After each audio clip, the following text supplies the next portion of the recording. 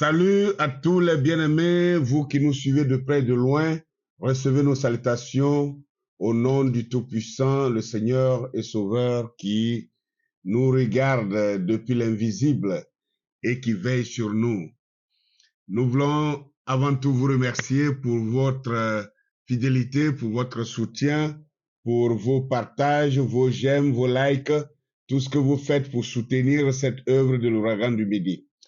Alors, ce matin, l'ouragan du Midi, je voudrais dire ce soir, l'ouragan du Midi revient avec un nouveau thème avec lequel nous allons nous entretenir ce soir, que j'ai intitulé La Bible ou la retranscription de la loi d'Osiris. La Bible ou la retranscription de la loi d'Osiris.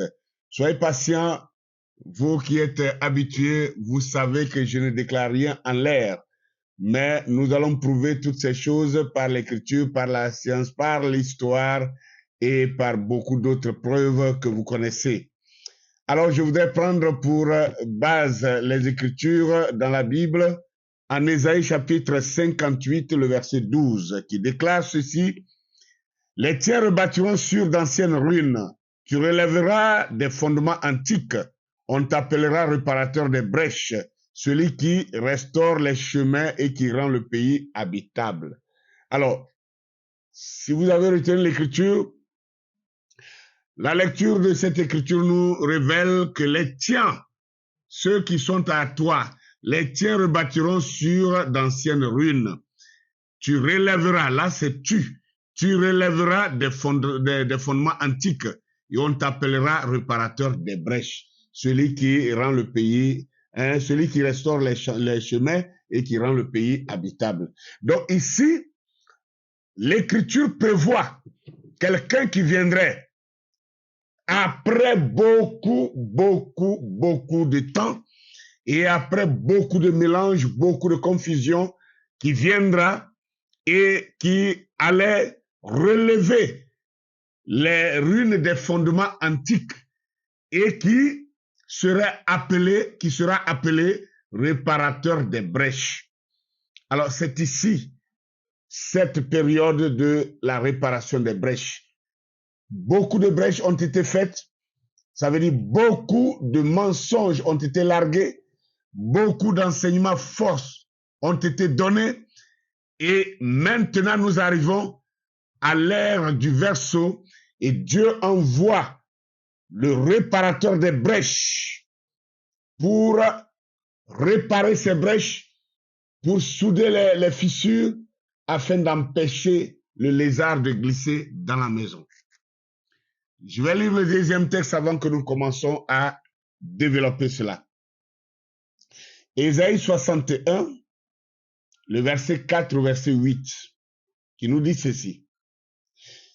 Ils relèveront les murs écroulés d'autrefois, ils reconstruiront les maisons détruites depuis longtemps, ils redresseront les villes démolies, ce qui est resté en ruine pendant plusieurs générations. Des étrangers seront là pour garder vos moutons et vos chèvres. Des gens venus d'ailleurs laboureront vos champs et cultiveront vos vignes. Vous aurez pour nom prêtre du Seigneur. On vous appellera serviteur de notre Dieu. Vous profiterez de la fortune des autres peuples et vous vous vanterez de leurs richesses. Le Seigneur dit, vous avez été complètement couverts de honte. Votre part était les horribles insultes que les gens vous lançaient. C'est pourquoi vous recevrez une double part dans leur pays et vous vivrez dans une joie sans fin. En effet, moi l'Éternel, le Seigneur, j'aime qu'on respecte le droit, mais je déteste le vol criminel. Je vous rendrai donc ce qui vous est dû. Je ferai avec vous une alliance qui durera toujours. Voici le texte, le second texte. Ce sont les deux pieds sur lesquels je vais m'appuyer pour développer ce thème que j'ai intitulé « La Bible ou la retranscription de la loi d'Osiris ». Alors, si je reviens pour scripter encore ce texte ici, il est dit que les tiens relèveront les murs écroulés d'autrefois et ils reconstruiront les maisons détruites depuis longtemps. Ils redresseront des villes démolies, ce qui est resté en ruine pendant plusieurs générations. Mais il y a une chose qui est très intéressante dans tout ce qui a été dit. Il a dit que les étrangers seront là pour garder vos moutons et vos chèvres. Et des gens venus d'ailleurs laboureront vos champs et cultiveront vos vignes. Alors, il en vient à un point maintenant pour dire, mais vous aurez pour nom prêtre du Seigneur et on vous appellera serviteur de notre Dieu. Vous profiterez de la fortune des autres peuples et vous vous vanterez de leur richesse. Il dit, le Seigneur dit, vous avez été complètement couverts de honte. Votre part était des horribles insultes que les gens vous lançaient. Vous voyez que Dieu parle ici à son peuple. Il ne parle pas à autre personne, il parle à son peuple. Selon la Bible, il parle à son peuple. Et qui est ce peuple-là? Si ce sont ces Khazars qui sont en Palestine, qui ont des tanks qui comptent parmi la meilleure armée du monde et qui peut mater n'importe qui qu'il veut, qui les insulte? Personne ne les insulte. Ici, il est question d'un peuple qui a été rabrouillé, qui a été esclavagisé, qui a été marginalisé, qui a été écrasé, pillé, dévasté. Parce qu'il dit que vous avez été complètement couvert de honte et votre part, c'était des horribles insultes que l'on vous lançait. Quel est ce peuple-là qui, partout où il va, ce sont des horribles insultes qu'on lui lance. Dès qu'on voit ta peau de couleur, que tu es noir, sale nègre, retourne chez toi, singe, retourne en Afrique, singe. Quel est ce peuple-là à qui on dit ces choses? Voilà le peuple authentique de Dieu. Et nous allons parler. Aujourd'hui, je vais exploiter beaucoup de dire de ce livre-ci, qui est intitulé Les anciens Égyptiens étaient les Juifs, de l'auteur Roger Sabat. Alors, quand il dit que les anciens Égyptiens étaient des Juifs, il y en a, je sais, qui vont dire, ah ben voilà, scandale, scandale. Oui, moi aussi j'ai écrit scandale, j'ai lu le livre, mais il y a une chose que vous devez retenir. Moi, je soutiens que la Bible est un patrimoine de l'homme noir. Et donc, le peuple dont on parle dans la Bible, qui est appelé le peuple élu, c'est bien nous, le peuple africain noir. C'est ça ma position. Alors, quand ce monsieur, lui-même étant un Khazar, parce que Roger Sabat, c'est un Khazar d'Israël actuel, là-bas. Et il écrit ce livre-là, et il dit que les anciens Égyptiens étaient des Juifs. Il tente de faire savoir ou de donner la civilisation antique égyptienne à ces Khazars là-bas, ce qui n'est pas vrai. Mais une chose est vraie dedans, c'est que ces Juifs-là dont il parle, qui seraient les anciens Égyptiens, nous voyons que ces anciens Égyptiens qui ont bâti cette civilisation aussi formidable, qui jusqu'à ce jour demeure comme un mystère, étudié donc jusqu'à présent, personne n'a pu encore décoder le mystère. Nous voyons que ces anciens Égyptiens qui ont bâti cette civilisation ont construit des monuments en leur effigie, à leur ressemblance. Ils ont fait des monuments pour représenter leur roi, leur dignitaire.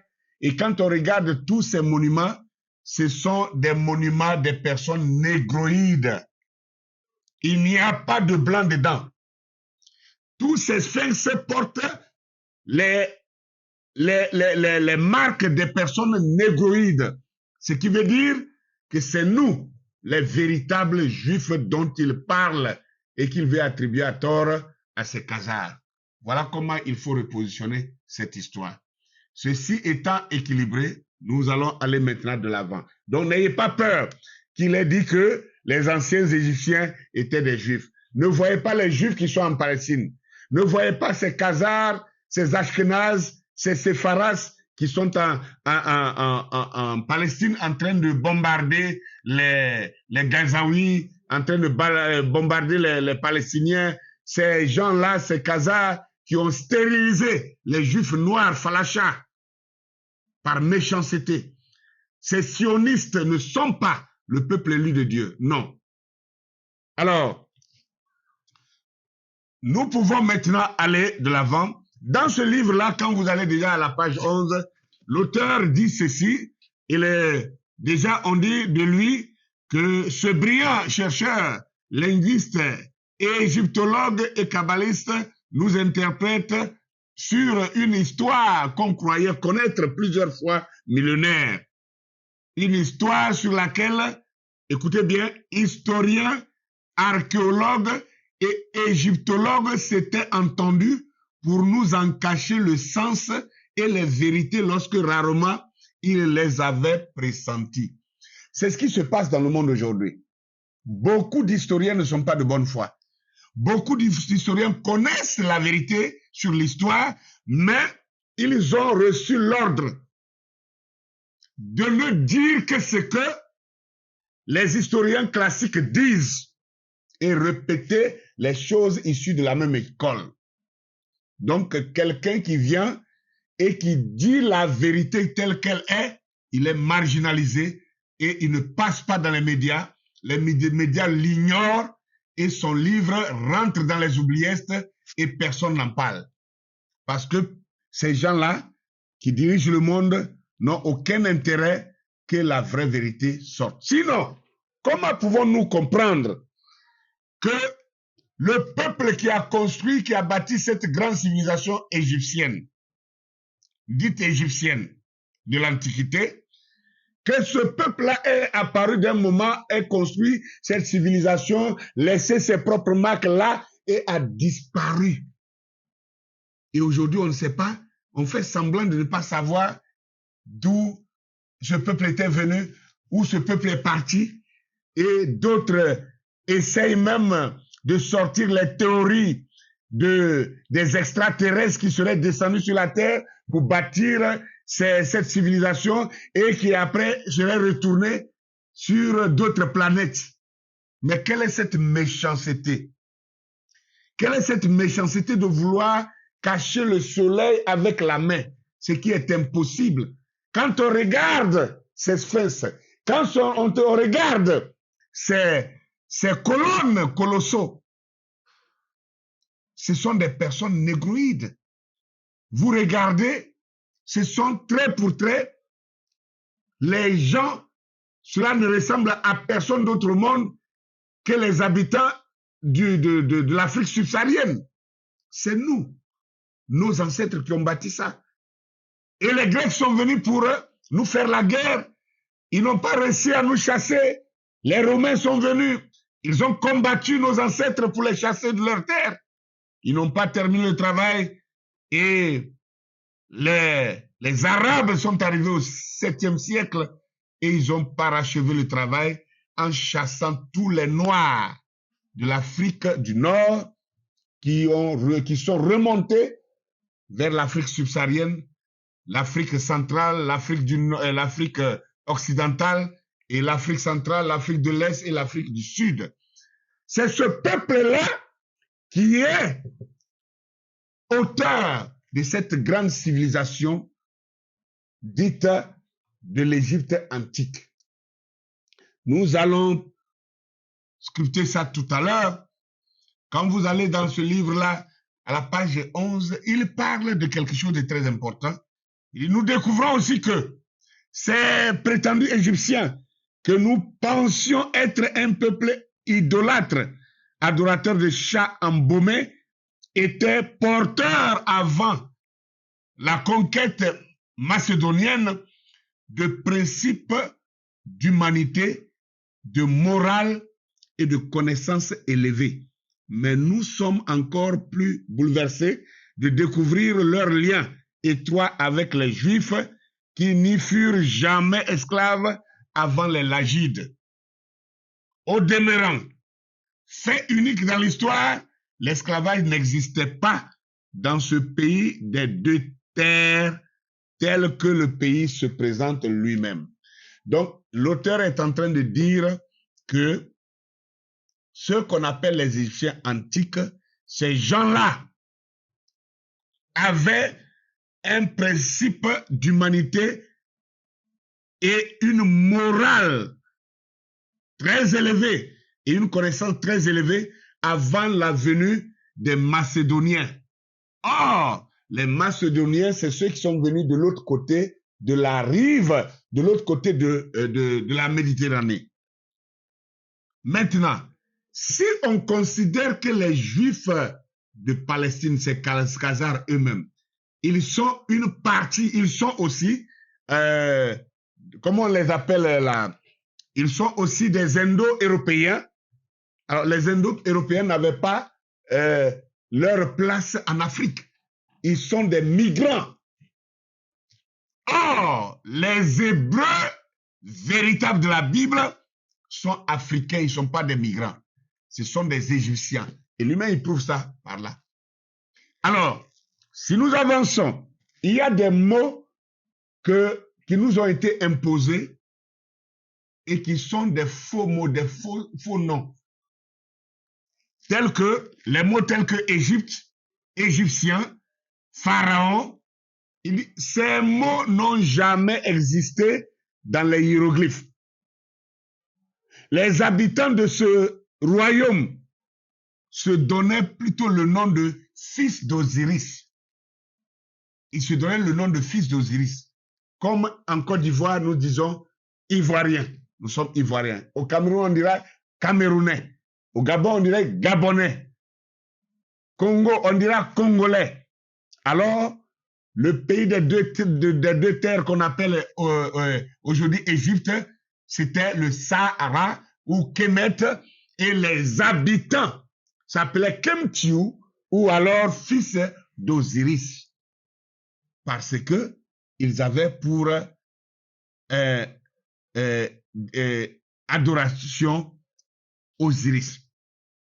Et nous sommes obligés d'utiliser le mot Égypte, car nous n'avons pas d'autre, tout en démontrant scientifiquement au lecteur que son utilisation est erronée. Or, les milliers de livres écrits par les égyptologues ne remettent pas en cause cette erreur fondamentale qui conduit à une vision fausse de toute l'histoire de l'égyptologie. Alors, est-ce que vous savez que même le mot juif, il n'existe pas dans les hiéroglyphes en tant que juif? Non. Le mot juif est une falsification des mots qui est dans les hiéroglyphes qui désignent la même chose. Le yod, les yods. Donc, tout Égyptien, tout habitant de l'Égypte était un yod. Le yod, c'est le roseau. Donc, tout humain était considéré par les Égyptiens antiques comme étant des yods, comme un roseau, comme une partie du Créateur. Et voilà comment, à l'arrivée des Grecs, par Alexandre le Grand, comment on peut l'appeler, Ptolémée Soter, Ptolémée II Philadelphe, et tous ces gens-là qui ont conquis l'Égypte par envahissement, ces gens-là, c'est eux qui ont transformé, qui ont voulu helléniser la civilisation égyptienne, la civilisation qu'ils ont trouvée sur place. Ils ont voulu helléniser cette civilisation pour se l'approprier. Et donc, ils ont donné des noms helléniques, des noms grecs. Du coup, Kemet est devenu Aegyptos. Du coup, La classe des dignitaires, ceux qu'on appelle aujourd'hui fonctionnaires, les hauts fonctionnaires, les fonctionnaires et les grands prêtres, les dignitaires du pays, tous ces gens-là, cette classe-là, ils les ont nommés juifs. Ils les ont nommés juifs. Alors que c'était tous des yodes, des roseaux. Alors, si nous continuons, je veux toucher mon thème véritablement, mais avant tout, il faut toucher un certain nombre de points. La première chose que j'ai lue dans ce livre, il avait dit que, au demeurant, qu'il y avait un fait unique dans l'histoire, c'est que l'esclavage n'existait pas dans le pays des deux terres. C'est-à-dire l'esclavage n'existait pas en Égypte avant la venue des Macédoniens, c'est-à-dire des Grecs qui sont venus après. Est-ce que vous comprenez quelque chose? Qu'il n'y a pas eu de prison dans cette grande Égypte, cette Égypte qui était la métropole du monde pendant plusieurs millénaires. Comment on peut comprendre cela? Tellement le peuple qui vivait là-bas respectait une loi, la loi d'Osiris, et ils avaient une haute moralité, à tel point que ils n'avaient pas de prison. Imaginez une ville comme Abidjan, qu'il n'y ait pas de prison. Imaginez comme une ville comme Paris, comme Washington, qu'il n'y ait pas de prison. Comment les gens vont vivre aujourd'hui? Avec le manque de respect de la loi, avec la dépravation, avec la méchanceté, avec le banditisme, le gangstérisme qui existe dans le monde aujourd'hui, la drogue, la prolifération des armes dans la main de n'importe quel détraqué. Vous vous imaginez? Mais la grande Égypte, grande métropole du monde entier, pendant des millénaires, n'avait pas de prison. Alors quelqu'un me dira, ah, mais tu es en train de dire que l'Égypte n'avait pas de prison. En ce moment, la Bible dit que Joseph a été mis en prison. C'est dans quelle prison? Moi, c'est moi, je vais te poser cette question. Parce que toi, tu crois quelque chose religieusement, mais les preuves sur le terrain montrent le contraire. Donc, ce n'est pas moi. Moi aussi, j'ai découvert ça. Je croyais comme toi. Moi aussi, j'ai découvert ça. Et c'est en train de tourner dans ma tête. Parce que la réalité est une réalité. D'ailleurs, les biblistes et les religieux étaient d'accord. Il y a 200 ans en arrière, toutes les religions étaient d'accord que les pyramides étaient les greniers de Joseph. Parce qu'on a lu dans la Bible qu'il y avait la famine sur la terre et que Joseph aurait construit de grands greniers dans lesquels il aurait conservé les grains du céréal pour nourrir le monde entier, pour sauver le monde de la famine. Ça, c'est la religion. C'est ce que la religion a raconté. D'ailleurs, la Bible même n'a jamais dit ça. Mais les prédicateurs ont prêché comme ça. Jusqu'à ce que, il y a 2 siècles en arrière, quand les gens ont entrepris cette nouvelle science appelée l'anthropologie, la science de fouiller la terre pour déterrer les anciennes civilisations, pour découvrir les artefacts passés afin d'étudier les civilisations passées. Ils se sont rendus compte que les grandes pyramides n'étaient pas des greniers, qu'il n'y avait pas de vide dedans, que ce n'était pas des greniers pour contenir des grains, mais c'était des monuments mystères. Des monuments mystères. Comment pouvons-nous imaginer que cette grande masse de la grande pyramide de Khéops, qu'à l'intérieur, qu'il n'y a que 2 petites pièces, appelées la chambre du roi et la chambre de la reine, et avec un tunnel qui descend en bas jusqu'au sarcophage. Mais les gens ne savaient pas, parce que personne n'était encore jamais entré dedans. C'était les imaginations, cette histoire de foi, la foi, le mensonge des religions. Ils ont menti au nom de la religion pour dire que c'était des greniers à céréales. Aujourd'hui, tout est tombé à l'eau. Oui, on n'a plus rien à dire. C'est pour cela que nous devons comprendre que le millénaire dans lequel nous rentrons maintenant ne pardonnera pas le mensonge. Et comme j'ai l'habitude de dire, j'ai comme l'impression que le refuge du mensonge même, c'est la religion. La religion est le refuge du mensonge. Parce que là-bas, on vous enlève le cerveau et on vous dit seulement croyez. Ne discutez pas, ne raisonnez pas, n'examinez pas, ne réfléchissez pas, croyez seulement en ce qu'on vous dit. Si on vous dit que le soleil ne bouge pas, non, que la terre ne bouge pas, vous devez croire et dire Amen. Et ça s'arrête là. Non, ce temps est révolu. Nous allons retourner. Le réparateur des brèches est ici maintenant ce soir pour vous ramener au commencement, pour remonter la pente et repartir là où tout a commencé. Et là où tout a commencé, c'est bel et bien l'Égypte. Toi qui dis croire le message du temps de la fin, moi aussi je crois ça comme toi. Tu vas dire, voilà, ah, maintenant il nous ramène en Égypte. L'Égypte n'est pas diabolique, c'est toi qui penses ça comme ça. C'est la religion qui t'a fait penser comme ça. Le prophète que tu as cru et qui a parlé au temps de la fin là, il a dit que Dieu a écrit 3 Bibles et que la première, c'est le zodiaque dans le ciel. La deuxième Bible se trouve en Égypte, dans les pyramides. Alors donc, vous ne pouvez pas sauter l'Égypte et aller au ciel. C'est impossible. Donc, si nous devons recommencer pour remonter la pente, après cette Bible qui est la dernière, parce qu'il dit que Dieu a écrit 3 Bibles, la première, le zodiaque, la deuxième, dans la pyramide, la troisième, c'est celle qu'on a sur du papier. Alors, si nous voulons maintenant remonter, parce qu'il faut lire ces 3 Bibles aujourd'hui et comparer, parce que s'il y a une Bible qui a été facilement falsifiable, c'est celle qui est là, parce que la preuve en est que chaque 3 ans, chaque 4 ans, on fait une révision. Comment on peut réviser la parole de Dieu? On fait une révision de la parole de Dieu. On dit version révisée 1979, version révisée 2004, version révisée 2002. Comment on révise la parole de Dieu? Et on fait semblant de simplifier la compréhension alors qu'on est en train de falsifier les Écritures et de faire dire aux Écritures ce qu'on veut qu'elles disent. Voilà ce que la religion fait.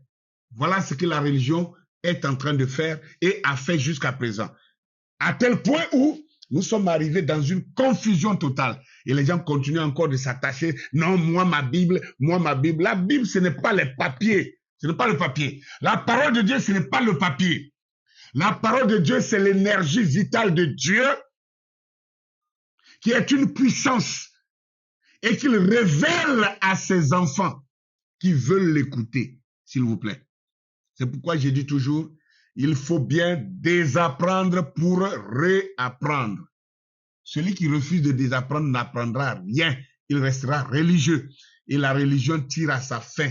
Nous sommes entrés dans l'ère du Verseau. Toutes les religions vont sombrer. Toutes les religions vont disparaître, qu'on le veuille ou pas. Qu'on l'appelle christianisme, qu'on l'appelle islam, qu'on l'appelle judaïsme, qu'on l'appelle shintoïsme, qu'on l'appelle bouddhisme, qu'on l'appelle quoi, Krishna ou quoi que vous voulez.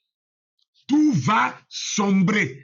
Seule la vérité, la vraie vérité, or la vraie vérité est connectée avec la science. Les gens qui ont découvert Dieu pour la première fois, c'était encore dans la même Égypte.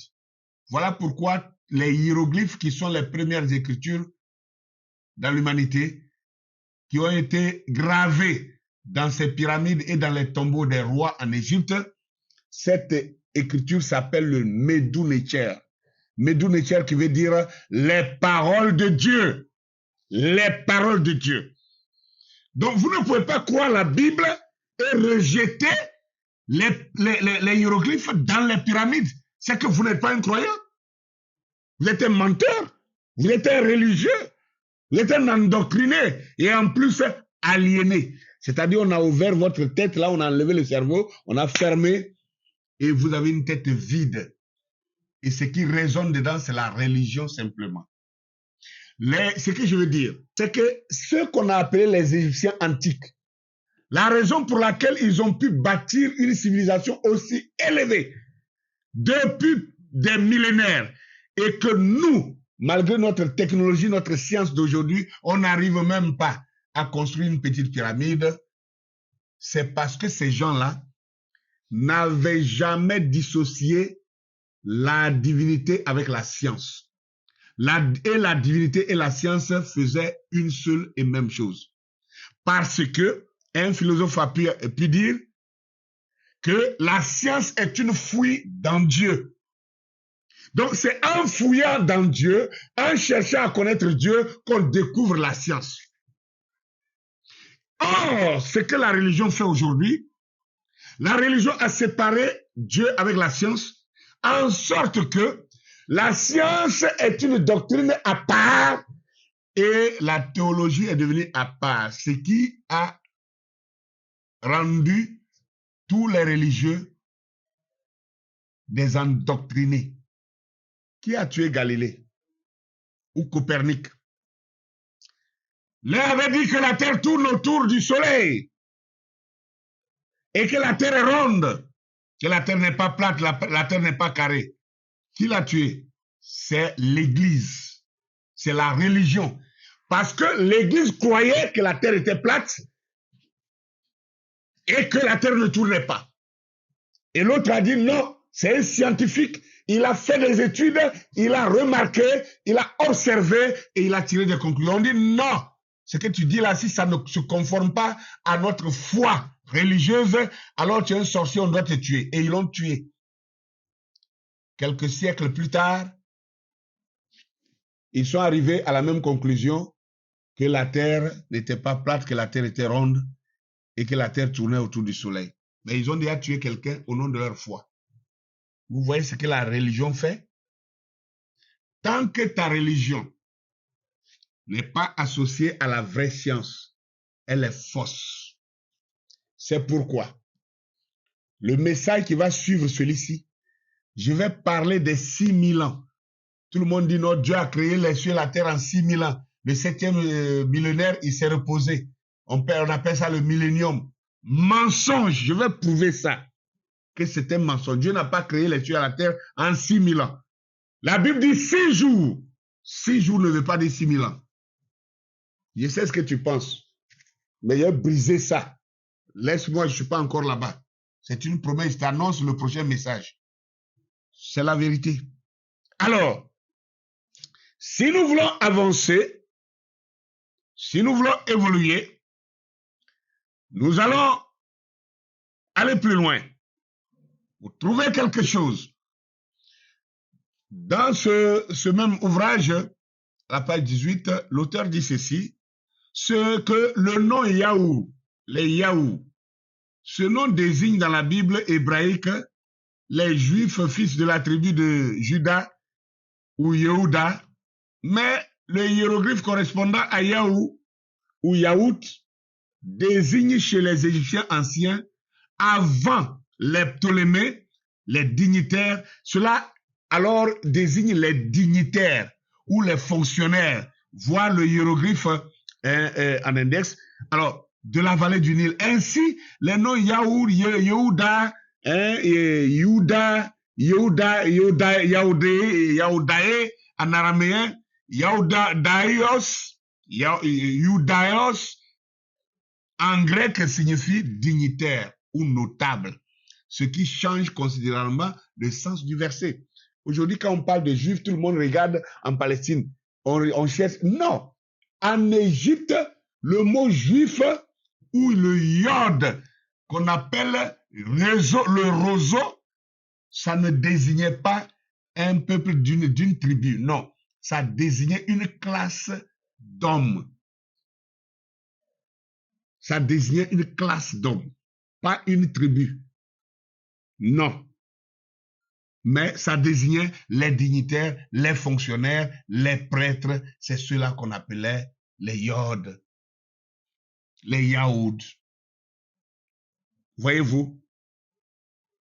Alors, vers 320, le pharaon Ptolémée Soter demande à son historien Manéthon de reconstituer une pseudo-histoire hellénisée de l'ancienne vallée du Nil, afin de créer, d'inventer l'Égypte et les anciens Égyptiens, et surtout légitimer sa prise de pouvoir sur la vallée du Nil.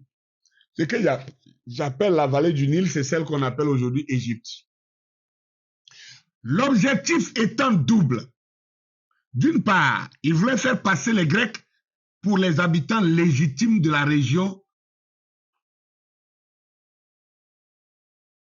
les Égyptiens, devenant les ancêtres des Grecs. Ainsi, le nom ancien des rois furent-ils hellénisés. Donc, les rois de la vallée du Nil avant ne s'appelaient pas des pharaons. On les appelait Sahara. Donc, Sahara est devenu pharaon. Parce que les Grecs voulaient helléniser l'histoire qu'ils ont trouvée là pour se l'approprier. Pour qu'au futur, qu'on dise que l'Égypte a été bâtie par des Grecs. Voilà l'objectif qu'avait Ptolémée, Soter, et Ptolémée, de Philadelphe, son fils. Et jusqu'à Alexandre le Grand et tous ces gens-là. Même les Darius et tout ça. Ils ont eu la même pensée. Alors, du coup, les Saharas sont devenus les pharaons. Amenhotep est devenu Amenophis. Parce que Amenophis, c'est en grec. Toutmès est devenu Toutmosis. C'est-à-dire, on met is pour rendre ça grec. Hellénisé. Sénousser est devenu Sésostris. On dit Sésostris. Que Sésostris est celui qui a dirigé une colonie depuis l'Éthiopie pour descendre en Basse-Égypte pour bâtir cette civilisation aujourd'hui. Alors, il s'appelait Sénousser et on dit Sésostris. Séti est devenu Sétos, etc., etc. Enfin, c'était afin d'apparaître comme ceux dont les Ptolémées pouvaient être les héritiers légitimes. D'autre part, faire des Juifs une race d'étrangers dans le pays renommé Aegyptos, Égypte. Voilà le but de ces Grecs-là, en falsifiant l'histoire, en changeant les noms. Aujourd'hui, tout le monde dit, oh, en Égypte, il n'y avait pas d'Égypte. Il n'y avait pas d'Égypte avant les pharaons Ptolémées. C'est eux qui ont inventé, et Égypte, c'est un nom grec. Et c'est d'abord même une divinité grecque. Et dans la Bible appelée Septante, dans la Septante regroupe les 5 premiers livres de l'Ancien Testament écrits vers 260 avant Jésus-Christ, par les 72 savants juifs dans la tour de Pharos à Alexandrie sur l'ordre de Pharaon Ptolémée de Philadelphie. Donc, c'est une seconde hellénisation qui a fait des Juifs une nouvelle conception de ce mot-là. Voyez-vous? Alors, si nous continuons là, nous découvrons maintenant que dans un document historique qu'on appelle la lettre d'Aristée à Philadelphie, pardon, à Philocrate, la lettre d'Aristée à Philocrate. Dans ce document-là, ce document historique raconte en langue grecque comment Ptolémée de Philadelphe convoqua 72 sages juifs, autrement dit, des Égyptiens natifs de l'Égypte, et non pas des étrangers venus d'ailleurs, versés dans la culture hellénistique, afin prétendument, je dis bien prétendument, de traduire la Torah de Moïse en langue grecque. Torah qui n'existait pas, plus que Moïse, figure symbolique, empruntée à la tradition égyptienne et mésopotamienne. Ni Moïse n'existait, ni encore la Torah n'existait, que ce pharaon Ptolémée, Philadelphe, a prétendu faire traduire la Torah qui n'existait même pas. Vous voyez? Parce que la preuve, la Torah a été seulement canonisée au 1er siècle. Alors qu'on nous dit ici que la Septante a été écrite 600 ans avant Jésus-Christ. Donc, une question se soulève. Si les Juifs parlaient déjà l'hébreu et que les Hébreux devaient écrire un document qui leur est propre, vous pensez que si leur langue existait et qu'ils avaient déjà une écriture, ils écriraient ça dans quelle langue? Bien sûr qu'ils écriraient ça en hébreu. Mais comment se fait-il que la toute première Bible jamais écrite, c'est la Septante? Or, la Septante est en grec. Voilà pourquoi aujourd'hui, tous les théologiens se battent pour apprendre le grec avant d'apprendre même l'hébreu. On dit pour mieux maîtriser la théologie, il faut maîtriser le grec et l'hébreu. Pourquoi? Parce que la première Bible a été écrite en grec. Il y a un problème. Si nous sommes sincères envers nous-mêmes, on devrait se poser la question, pourquoi est-ce que la première Bible n'a pas été écrite en hébreu et c'est plutôt en grec? Justement parce que l'alphabet hébraïque n'existait même pas. C'est pourquoi je vous dis, si Moïse a existé, c'est que ce Moïse-là n'a pas écrit avec un autre alphabet que l'alphabet hiéroglyphique. Puisque la Bible elle-même nous témoigne dans Actes chapitre 7, le verset 22, que Moïse a été instruit dans toute la sagesse des Égyptiens et il était puissant en actes et en paroles. Ça veut dire, Moïse, de 0 à... On les fait de 0 à 30 ans. 0 à 25 ans, 27 ans, pour les plus brillants, ils ont fini leurs études. Moïse a vécu de 0 à 40 ans en Égypte. Donc, il a fait sa maternelle, son CP1, son cours secondaire, son cours, je ne sais pas quoi, son lycée, son université. Et il a fait ses doctorats et tout ça en Égypte. Dans quelle langue? Et avec quel alphabet? L'alphabet hiéroglyphique. Parce que l'alphabet hébraïque n'existait même pas. L'alphabet hébraïque n'existait même pas. Et l'hébreu carré n'existait même pas.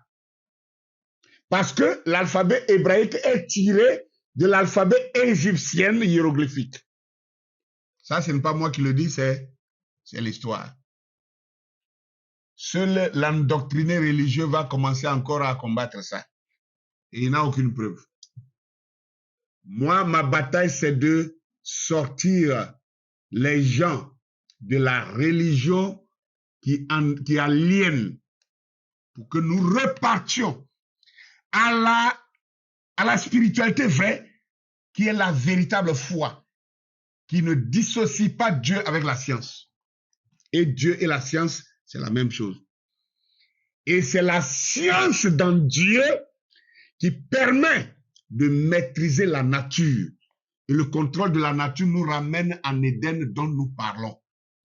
Il ne s'agit pas de s'arrêter là dans l'église, faire trembler les gens tombent et puis ils se réveillent, ils se relèvent. Chaque dimanche, ils tombent, ils se relèvent et puis on dit on a la puissance. Non, la nature attend avec quoi? La manifestation des fils de Dieu. Et on pense que la manifestation des fils de Dieu, c'est quand on viendra un dimanche, qu'on va commencer à prêcher, que toute la salle va tomber à terre et se réveiller, tomber à terre. Et puis chaque fois que le pasteur lève la main, tout le monde, ça tombe à gauche, ça tombe à droite. Les bénis ont fait ça. Les Yanguichos ont fait ça. Ça a changé quoi de la vie de quelqu'un? Rien. On continue d'attendre encore la manifestation des fils de Dieu. Donc ce n'est pas de ça qu'on parle. Ce n'est pas de ça qu'on parle. La nature qui attend la manifestation des fils de Dieu. La manifestation des fils de Dieu, c'est quand les fils de Dieu se reconnaissent avec leur Créateur de la façon vraie et qu'ils maîtrisent, ils comprennent la science de la nature et que l'homme comprend que tout ce que Dieu a créé, Dieu lui-même est dedans. Et que même on ne peut pas se donner le droit en tant qu'humain de commencer à abattre les arbres comme ça pour le plaisir de couper des arbres. Dans l'arbre, il y a la vie. Dans l'arbre, dans un arbre, il y a la vie. Et il y a une substance. Il y a une énergie dans l'arbre qui peut guérir et qui ne guérit pas qui peut, mais qui guérit. Et tu dois connaître ça. Tu dois connaître la composition de telle feuille et de telle feuille ou de telle racine avec telle racine. Ce n'est pas seulement prier pour quelqu'un. Non. Jésus a craché à terre, il a fait la boue pour appliquer ça sur les yeux des gens. Pourquoi il a fait ça? Pourquoi il a fait ça? Ne pouvait-il pas déclarer seulement une parole? Pourquoi il a fait ça?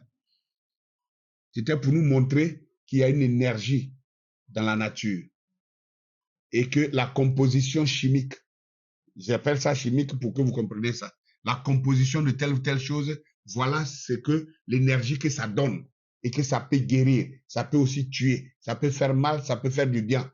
Donc c'est ça que nous devons connaître. Alors, si nous continuons, nous arrivons quelque part.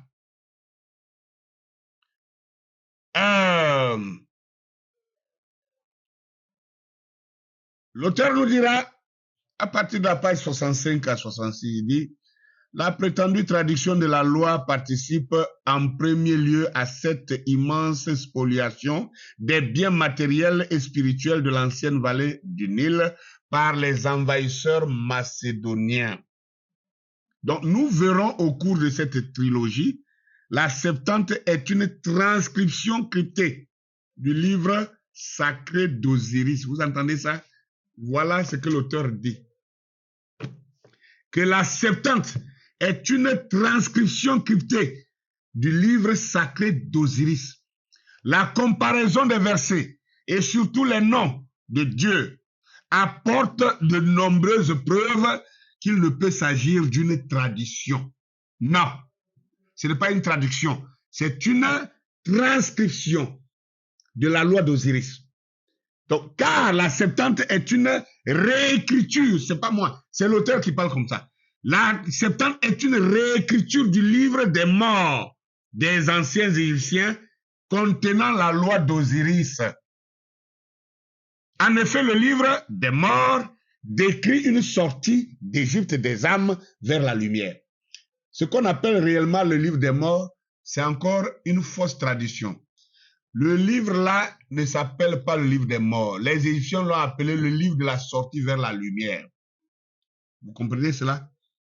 Dans quel foutoir on nous a mis?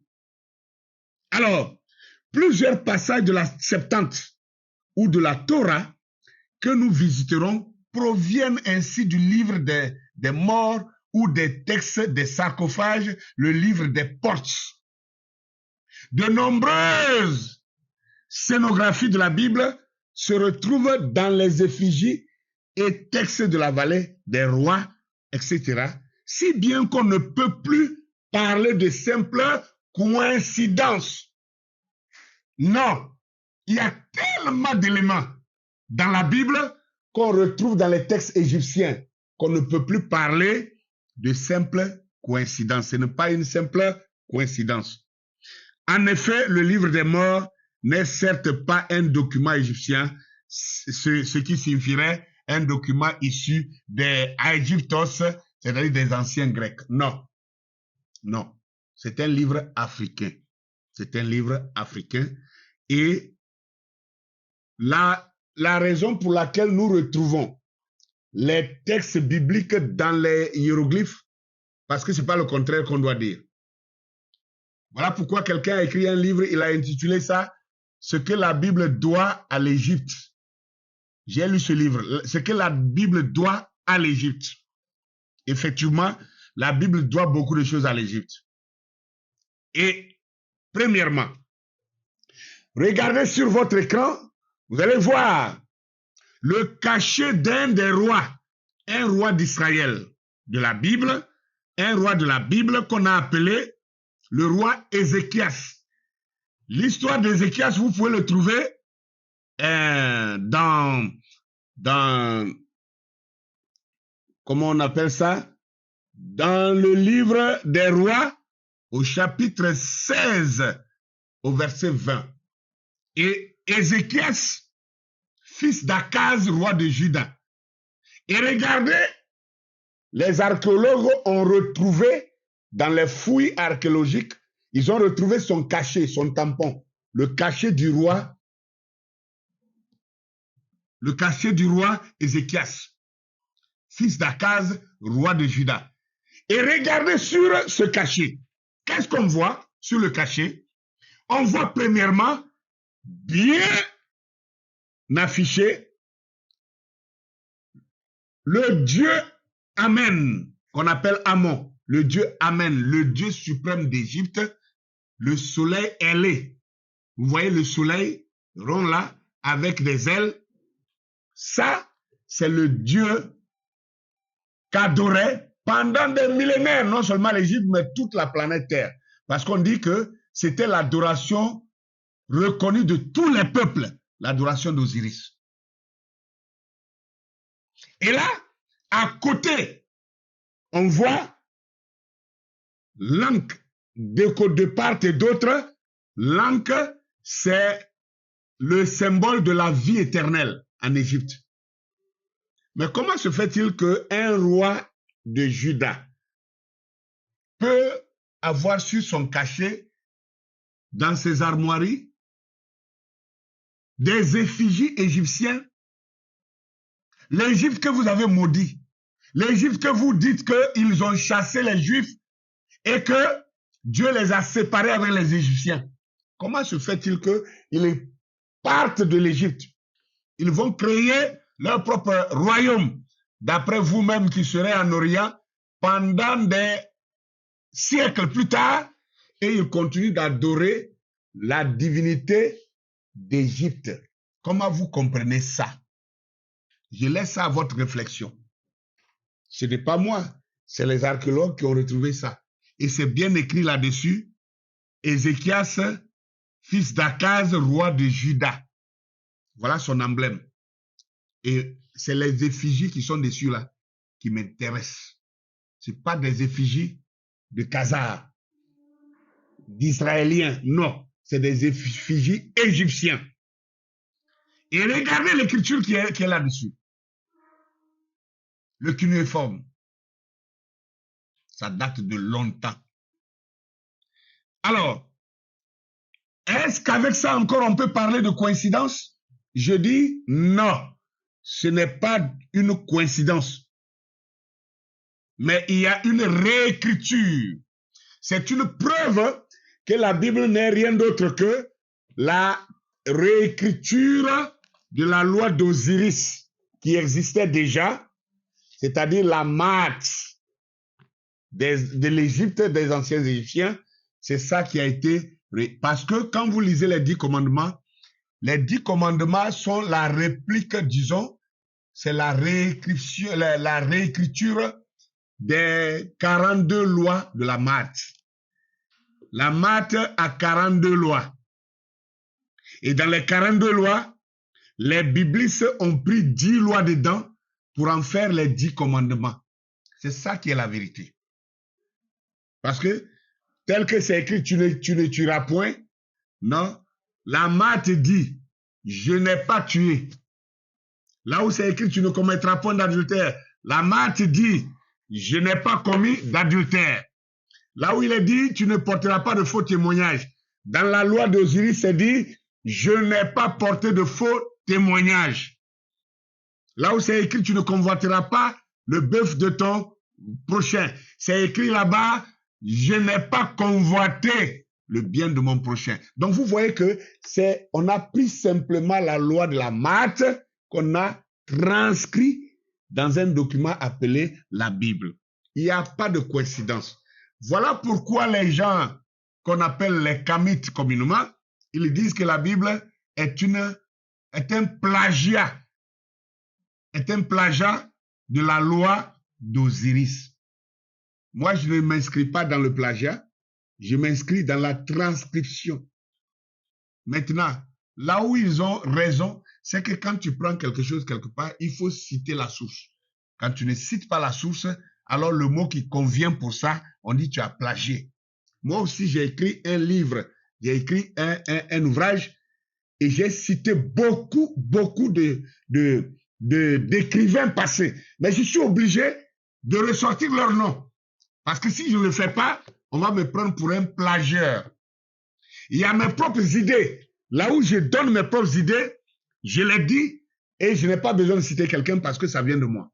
Mais là où j'ai pris le travail de quelqu'un, je suis obligé de citer. Et je dirais que quelqu'un comme Socrate avait dit telle chose à la page tant, et je le dis. Et je cite la personne et cela évite que le lecteur me traite de plagieur. Et que la loi même, l'éthique de l'écriture des écrivains ne me taxe de plagieur. Voyez-vous, si déjà le cachet d'Ézéchias, roi de Juda, porte les effigies et les emblèmes égyptiens, vous ne voyez pas quelque chose? C'est pourquoi j'ai encore un message que je vais vous démontrer que les anciens, en fait, bon, d'ailleurs même c'est ce que je suis en train de démontrer, que les vrais Hébreux sont des Égyptiens, c'est le même peuple.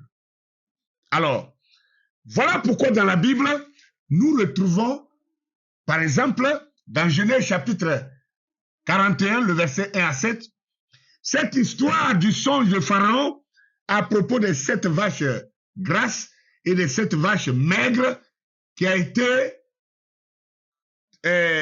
comment on dit ça, expliquée, qui a été expliquée par Joseph. Nous nous rendons compte que c'est une histoire qui existait en Égypte 1000 ans avant la venue d'Abraham. Alors, comment vous comprenez ça? Une histoire qui existait déjà. Et on vient dire que c'est avec Joseph que ça a eu lieu. Alors que cette histoire-là a existé avant Abraham. Or, Joseph est un petit-fils d'Abraham. Il y a un problème. Il y a un problème. Deuxième chose. Jésus va enseigner comment prier. Il dit, voici comment vous devez prier. Dans Matthieu chapitre 6, le verset 9 à 13, il dit, notre Père qui est aux cieux, que ton nom soit sanctifié, que ton règne vienne, que ta volonté soit faite sur la terre comme elle est au ciel. Il finit. Il dit, voilà comment. Et on dit, c'est Jésus qui a enseigné aux gens, à ses disciples, comment prier. Alors que cette prière de notre Père qui est aux cieux existe déjà en Égypte. 3000 ans avant Jésus. 3000 ans avant Jésus, cette prière est fichée dans le tombeau de Yunus ou Unas. Qu'est-ce qu'on peut dire de ça? Nous continuons encore. Dans 1 Corinthiens chapitre 11, les versets 23 à 26, la Bible dit, Paul parlait là-bas en disant, je vous ai enseigné ce que j'ai appris du Seigneur. C'est que le Seigneur Jésus-Christ, dans la nuit où il fut livré, prit du pain. Et après avoir rendu grâce, il le brisa et le donna, en disant, prenez, mangez, ceci est mon corps qui est brisé pour vous. Il dit, faites ceci en mémoire de moi. Après, il prit une coupe, et après avoir rendu grâce, il le leur donna en disant, buvez-en tous, car ceci est la nouvelle alliance en mon sang. Mais, ce texte-là, il existe déjà en Égypte, 3000 ans avant Jésus. Là-bas, c'est écrit que le Seigneur Oussiré, dans la nuit où il devait mourir, il prit du pain et après avoir rendu grâce en son nom de Seigneur de la nourriture, il le donna à ses 12 compagnons. Écoutez bien, 12 compagnons. Et il a dit, prenez, mangez, ceci est mon corps qui est brisé pour vous. Faites ceci en mémoire de moi. Après, il prit une coupe de vin et il le leur partagea en disant, buvez-en tous, car ceci est mon sang qui est versé pour vous. Mais comment deux personnages espacés de 3000 ans peuvent produire la même scène, les mêmes mots, mot pour mot.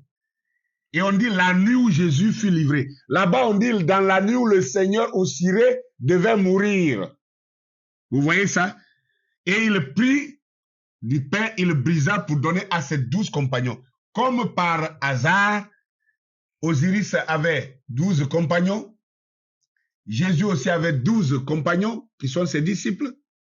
Osiris, c'est dans la nuit où il devait mourir qu'il a fait la scène.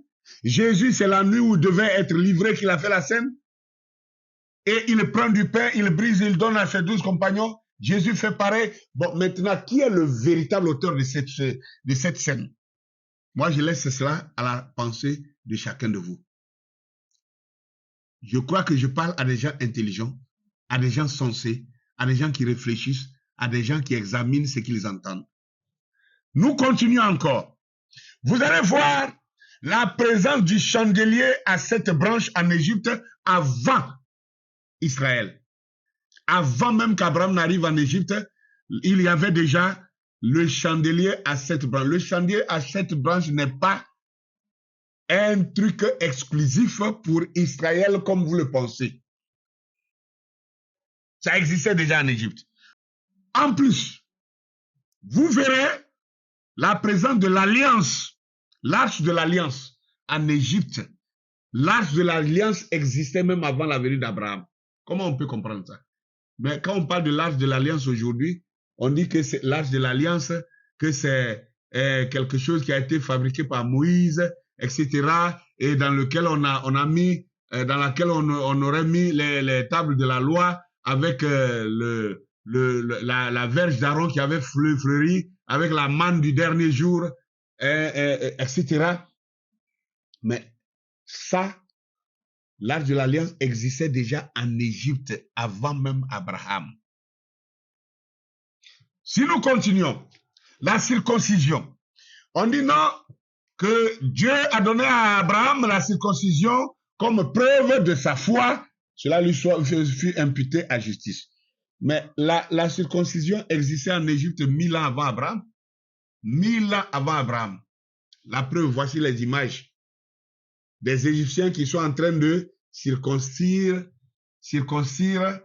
des étrangers qui viennent chez eux. La circoncision existait avant, 1000 ans avant Abraham. Bon, la liste, elle est non exhaustive. La liste est non exhaustive. Il y a beaucoup de choses que nous avons dans la Bible, dans notre Bible ici, qui se trouvaient déjà en Égypte. Beaucoup de choses. Et moi, ça ne me scandalise pas à partir du moment où je crois que Dieu a écrit 3 Bibles et que la première se trouve dans les zodiaques, la deuxième c'est dans les pyramides. Donc moi je crois que tout ce qui est écrit dans les pyramides en tant que Médoune-Tiers, je prends ça comme la parole de Dieu. Tant pis. Je vous apprends même une chose. Le pharaon qu'on dit qu'il a poursuivi Moïse avec son peuple et qu'il a été noyé dans l'eau, on a retrouvé sa tombe. On a retrouvé son tombeau. On a vu sa momie. Sa momie est là. Maintenant, on pense quoi de ça? On dit quoi de ça? Ta religion te dira, non, n'accepte pas ça. Il ne faut pas accepter ça. Il faut croire ce que la Bible t'a dit. C'est ça que j'appelle l'aliénation, l'endoctrinement. Et ça, c'est grave.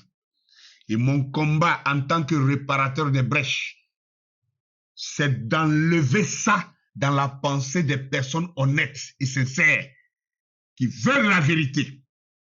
C'est ça mon combat. C'est ça mon travail.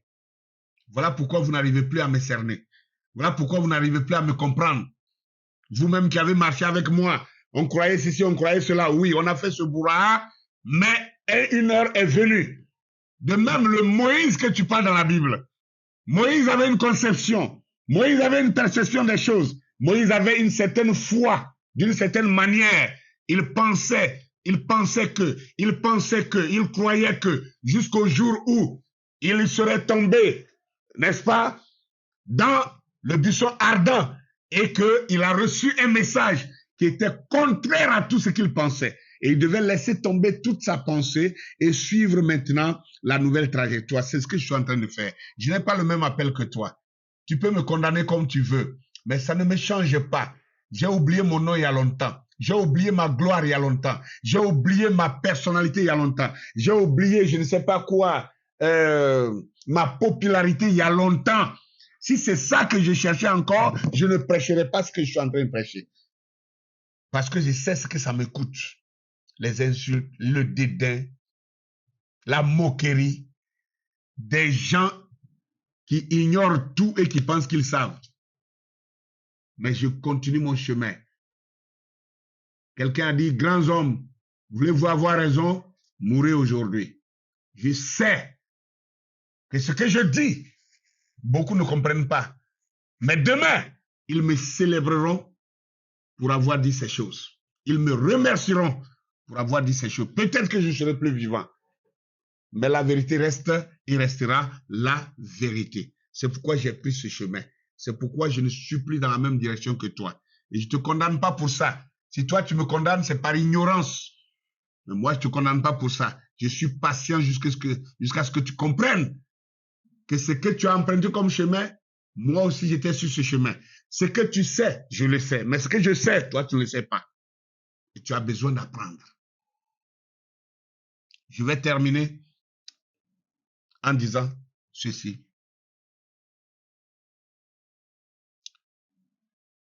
Alors, oh, que son nom soit béni. À la page 99 du même ouvrage, il dit, répétons-le, au 5e siècle avant notre ère, les Juifs pratiquaient le culte d'Osiris. Écoutez bien, ça c'est Roger Sabat qui le dit, et avec des preuves hiéroglyphiques. Il dit qu'au 5e siècle avant notre ère, c'est-à-dire 500 ans avant l'ère chrétienne, les Juifs pratiquaient le culte d'Osiris. Cela signifie, d'une part, que les hiéroglyphes faisaient partie intrinsèque de leur culture et d'autre part, que la notion de terre sainte de Canaan donnée aux Juifs par Dieu, par le Dieu de Moïse, était inconnue. Donc jusqu'au 5e siècle, si les Juifs n'avaient pas connaissance de Moïse ni de la terre promise, alors il y a un problème. Voilà pourquoi l'archéologie ne trouve aucun signe, aucune trace. Un peuple de 2 millions de personnes qui a traversé un désert, qui a vécu dans le désert pendant 40 ans. On ne trouve aucun artefact qui prouve cela. Point d'interrogation. Alors, Moïse était également inconnu de la correspondance d'éléphantine et pour cause, la terre d'Osiris, qui est le corps de Dieu, l'humanité entière faisait corps avec Osiris.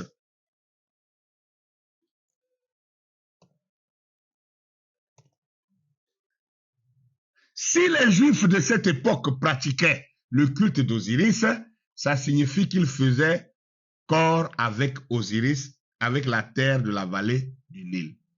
Voilà ce que dit l'auteur. Donc, je ne suis pas en train d'inventer des choses. J'ai au moins des gens qui ont aussi vu ce que je vois.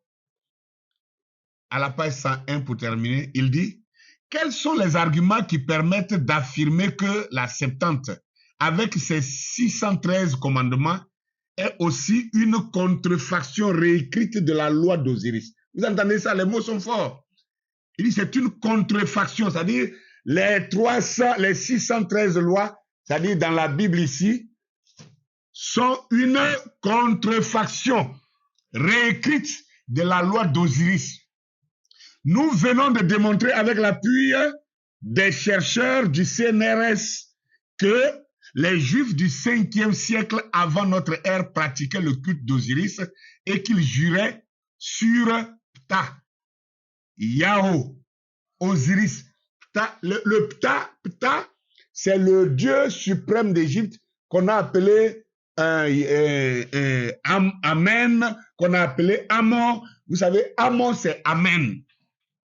Et pour ceux qui ne savent pas, quand on dit Amon, les Ammonites, c'est les démoniaques égyptiens. Non, Jésus est appelé Amon.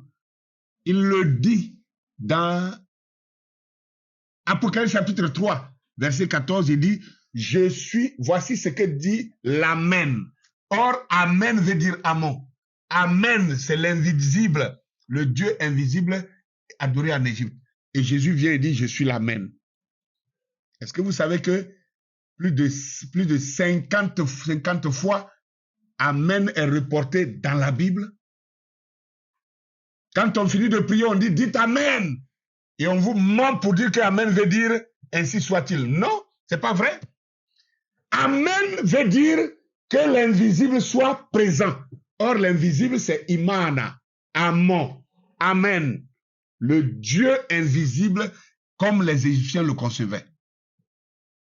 Alors, je termine, il dit, nous venons de démontrer avec l'appui par des chercheurs du CNRS que les Juifs au 5e siècle avant notre ère pratiquaient le culte d'Osiris. Je crois que, voilà, ils pratiquaient le culte d'Osiris et qu'ils juraient au nom de Ptah, de Yahoo, de Osiris, etc., etc. Interprétation erronée d'un fait exact, car cela signifie non pas que le judaïsme était abattardi, mais que la religion juive était purement et simplement la religion d'Osiris. Voilà la conclusion qu'il donne. Israël. D'ailleurs, si je m'arrête sur Israël, regardez même l'appellation de ce peuple-là. Israël. Isis, Ra, El. C'est égyptien. Ce n'est même pas hébraïque, c'est égyptien. El, c'est Dieu. Isis, comme vous le connaissez. Et puis, Ra. Ra, c'est l'énergie de Dieu, la puissance, c'est-à-dire l'onction, c'est-à-dire l'esprit de Dieu. Isis, donc, le féminin et le masculin de Dieu. Regardez, Adam et Ève représentaient la partie féminine et la partie masculine de Dieu, tout simplement. Comme je l'ai démontré dans un enseignement que vous allez entendre bientôt, qu'est-ce que Dieu? La borne positive et la borne négative. Comment, si Israël est opposé aux Égyptiens, si l'Égypte est opposée à Israël, comment Israël peut s'appeler Israël? Alors que Israël, c'est carrément égyptien. Isis Rahel. Isis Rahel. Et vous savez que Isis, c'est l'épouse d'Osiris. Alors, Israël, à l'époque, était consubstantiel à Osiris. La loi d'Osiris, avec son tribunal céleste, apparut à la fin du second millénaire avant Jésus-Christ, lors du schisme qui sonna le glas de l'ancien empire. Presque 2 millénaires plus tard, le pharaon Ptolémée récupérera tous les livres du monde afin de les détruire ou de les transformer dans les rouleaux contenant l'ancien Torah des Juifs, le livre de la sortie vers la lumière, au nombre, semble-t-il, de 2100, de 200 000, et les enseignements de Thoth, et fera du culte d'Osiris l'objet d'une véritable interdiction. Voilà comment la civilisation de l'Égypte ancienne va disparaître. Et je termine, il dit, c'est évident, l'interdiction du culte d'Osiris est la cause première de la disparition de la civilisation de la vallée du Nil. Dans son ouvrage Moïse l'Égyptien, Yann Assmann nous confirme que Ptolémée Soter, père de Ptolémée de Philadelphie, avait demandé à ses savants et historiens, dont Béroze, Lismac, Manéthon, Aristée et Hécatée d'Abder, d'usurper et de bouleverser l'histoire de l'Égypte pour en faire l'histoire de la Grèce et des pharaons, rois d'Égypte. Manéthon et Hécatée d'Abder devraient réécrire l'histoire et de l'Égypte de manière à fournir au nouveau royaume du diadoque Ptolémée, une histoire qui permet d'instaurer l'écuménisme hellénique ou hellénistique dans un nouveau contexte. Alors, si je peux m'arrêter là, vous voyez que c'est un thème où je peux même revenir là-dessus. Alors, si je m'arrête là pour conclure et vous dire, voilà les preuves que cette Bible que nous avons dans notre main est une retranscription, pour ne pas dire une réécriture de la loi d'Osiris qu'on appelle la Math. C'est la raison pour laquelle nous voyons beaucoup de similitudes dans la Bible. Le problème avec ceux qui me combattent, le problème avec les pasteurs, ou je ne sais pas quoi, les pasteurs, les docteurs, les évangélistes, les ceci ou les cela, qui se lèvent pour ronronner,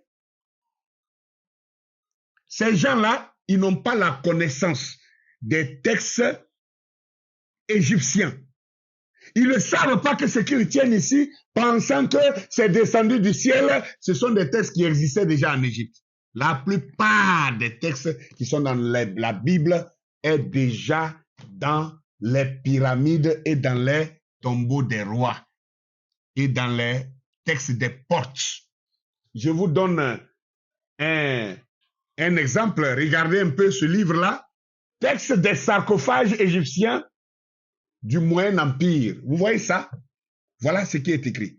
Les textes des sarcophages. Donc, dans ce livre, vous verrez, c'est pas tout, c'est pas la totalité, mais j'ai une bonne partie des textes des sarcophages. Dans les textes de sarcophages, vous allez voir beaucoup de textes qui se retrouvent dans notre Bible. Alors que ça, les textes des sarcophages, c'est plus ancien que la Bible que nous avons en main. Alors maintenant, dites-moi, comment vous pouvez croire que ce qui est dans la Bible est vrai et croire que ce qui est dans les pyramides là-bas n'est pas vrai?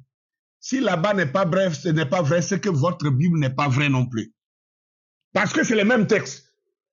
Et les plus anciens devraient être considérés comme plus vrais que ce qui est nouveau. Je termine. La preuve. Entre la Bible et le Coran, comment est-ce qu'on les départage? On trouve que le Coran est une copie de l'Ancien Testament, de la Bible. Parce que les lois qui sont dans le Coran, ce sont les textes de l'Ancien Testament, et pour dans toutes ces choses-là. Et nous disons que le Coran est une œuvre, comment on appelle ça, est un plagiat de la Bible. Et là, vous êtes d'accord avec ça. Mais quand vous retrouvez les mêmes textes de la Bible aussi, qui sont plus anciens que la Bible, dans les textes égyptiens, vous voulez maintenant fermer les yeux là-dessus. Alors, vous n'êtes plus dans la vérité. La vérité, si elle est universelle, nous devons la dire et la dire d'où qu'elle vient. Alors, je termine là pour dire merci à chacun de vous qui avez pris de votre temps pour m'écouter. Je crois que ça aidera quelqu'un. Vos propositions, vos suggestions nous feront du bien, mais surtout vos partages. Partagez massivement cette vidéo, partagez cet enseignement, likez-la, mettez les j'aime, les cœurs et tout cela pour permettre que ça touche un grand nombre, parce que mon objectif, c'est que le peuple africain et le peuple noir en général, partout qu'il soit dispersé, qu'il retrouve cette vérité pour se reconnecter avec son Créateur. J'ai écrit un ouvrage qui s'intitule « La vérité sur les Hébreux noirs d'Afrique et les Khazars de Palestine ». Dans ce livre, vraiment, vous serez satisfait. Vous pouvez voir sur votre écran dans les lieux où vous pouvez vous en procurer. Il est déjà ici à Abidjan, il est à Ouaga, il est à Lomé au Togo, à Dapan, il est aussi à Fadangurma, au Burkina Faso, il est à Bangui, en République centrafricaine, il est à Kinshasa, en RDC, il est aussi à Brazzaville et à Pointe-Noire, en Congo, pardon, en République congolaise. Vous pouvez retrouver aussi ce livre à Dakar, au Sénégal. Vous pouvez le trouver aussi à Paris, voilà, à la librairie Taméry de Paris. Et tout ça, Ben voilà, donc cherchez à vous procurer de ce livre et vous serez vraiment satisfait des choses qui sont développées dedans. Merci pour m'avoir suivi. Merci pour votre patience. Merci pour votre fidélité et pour vos soutiens de tout genre. Que le Seigneur vous bénisse et à bientôt pour un nouvel enseignement.